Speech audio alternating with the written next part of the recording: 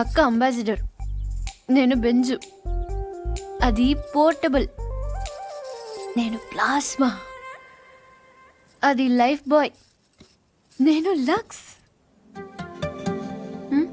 అందుకే నా అందం దానికి ప్రాబ్లం కాకూడదని ఇలా వచ్చాను.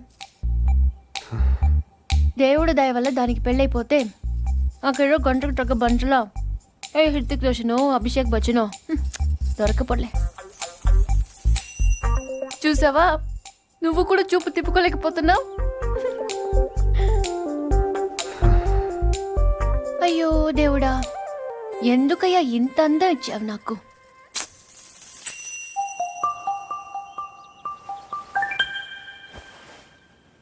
బాధపడకు పూరి. మీ అమ్మ వాళ్ళందరూ అనవసరంగా భయపడుతున్నారు, కానీ నువ్వు అంత అందంగా ఏం లేవు.